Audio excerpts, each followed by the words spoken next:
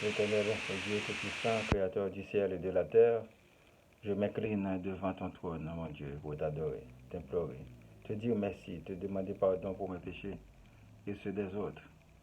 Ton amour est infini pour l'homme et l'univers entier chante ta louange. Accepte-nous, Seigneur, malgré notre état pécheur. Mon nom c'est Boniface Paradon, votre serviteur. Je vous salue fraternellement dans le précieux nom de notre Sauveur Jésus-Christ, le Messie, qui prenait la forme humaine pour nous libérer de la mort. De ce fait, je vous dis merci et bienvenue sur le web, chers internautes, à l'écoute et à la visualisation de cette nouvelle édition. Soyez bénis. Le titre d'aujourd'hui, c'est Pourquoi l'homme mangera son pain à la sueur de son front. L'Éternel Dieu dit au serpent, puisque tu as fait cela, tu seras maudit entre tout le bétail et entre tous les animaux des champs. Tu marcheras sur ton ventre et tu mangeras de la poussière tous les jours de ta vie. Je mettrai une inimitié entre toi et la femme, entre la postérité et sa postérité. Celle-ci t'écrasera la tête et tu lui blesseras les talons. Il dit à la femme, j'augmenterai la souffrance de tes grossesses.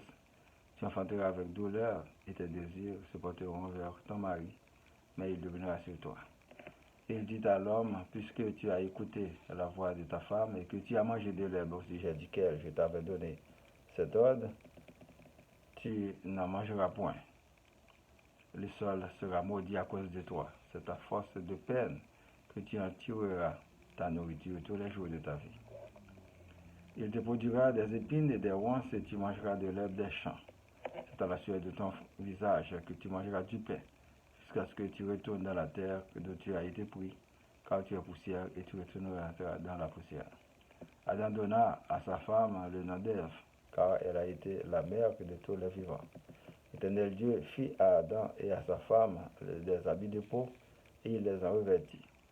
L'Éternel Dieu dit, voici l'homme est devenu comme l'un de nous, pour la connaissance du bien et du mal, empêchons-le maintenant d'avancer sa main, de prendre de l'arbre de vie, d'en manger et de vivre éternellement. Et l'Éternel Dieu les chassa du jardin d'Éden, pour qu'il cultivât la terre d'où il avait été pris.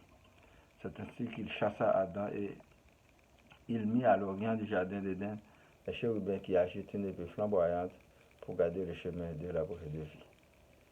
Pour la prédication, mes bien-aimés dans le Seigneur, que la grâce et la paix de Dieu soient toujours avec vous. Pardon.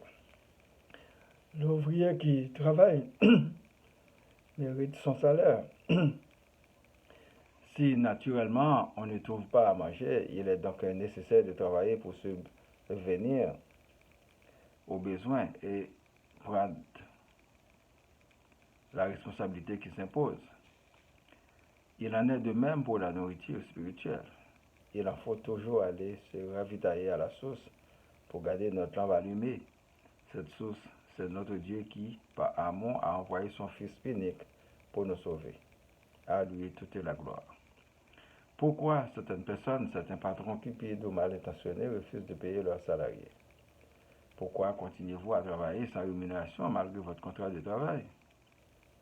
Nous pouvons dire que cette histoire nous révèle la déprogrammation de l'univers par la jalousie de l'ennemi.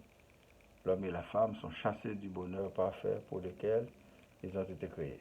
Une fois que la désobéissance fut, chacun sort avec leur sentence, avec leur condamnation. À chaque péché, Dieu va nous pardonner, certainement, si nous retournons à lui, mais les conséquences aussi vont suivre. Un criminel peut se retrouver en prison, même quand Dieu lui pardonne son offense. Puisque l'homme a la connaissance du bien et du mal comme l'un de nous, c'est-à-dire comme l'un des puissances célestes, nous sommes automatiquement empêchés de vivre éternellement comme Dieu. C'est pourquoi, dans le plan de racheter que nous a fait Dieu le Père, il nous a envoyé un sauveur du nom de Jésus-Christ, le Messie, pour nous faire grâce, avec la condition de l'accepter, de croire en lui et de faire sa volonté. L'ennemi qui a tenté le premier couple, d'après le texte, est toujours présent aujourd'hui pour nous piéger successivement jusqu'au rétablissement de toutes choses par notre Dieu. Le serpent symbolise Satan, le diable, l'esprit mauvais, les faux dieux, le tentateur, le menteur, Lucifer dans les livres de la Bible. Il est l'ennemi de Dieu, un esprit qui est très rusé pour nous détourner du bien. L'homme ne peut plus retourner dans le jardin d'Éden sans la volonté de Dieu. Et c'est pourquoi nous vous invitons à se tourner vers le bien afin de purifier votre cœur pour prendre part dans le royaume de Dieu. Jésus est l'unique modèle à suivre pour y parvenir. Nous devons nous attacher à Dieu comme nous sommes attachés à la vie. Nous devons développer un amour pour le travail si nous rêvons un monde meilleur, au lieu de se laisser emporter par la folie de destruction l'un et l'autre. Peuple haïtien, nous vous invitons à chaque fois à sortir de la naïveté et de toujours prendre votre responsabilité. Chaque goutte de sang va être jugée et vengée par l'Éternel des armées. Comment? Nous ne savons pas. Mais naturellement, cela va se faire sans préavis. En regardant ce qui se passe dans l'univers, nous avons bien compris que rien ne se fait pour hasard, pour rien.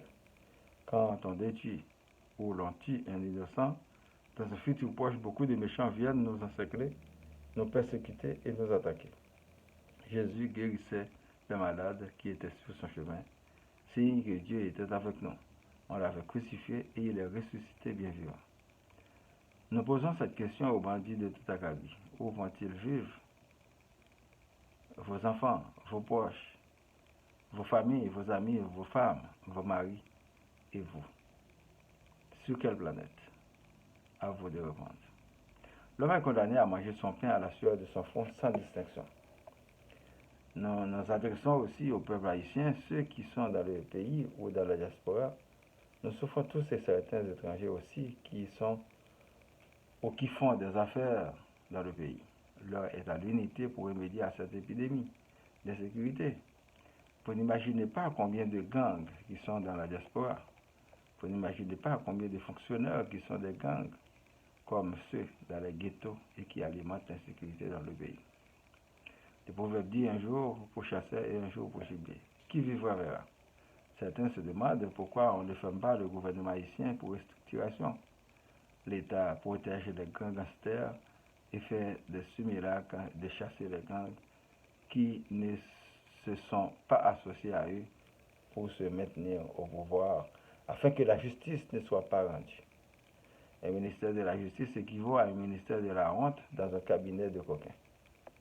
Réveillez-vous, ne comptez sur personne, sinon sur Dieu et votre force. Les soi-disant amis ont aussi leurs propres problèmes à résoudre. Arrêtez de penser qu'on viendra tout bâtir pour vous gratuitement y partir.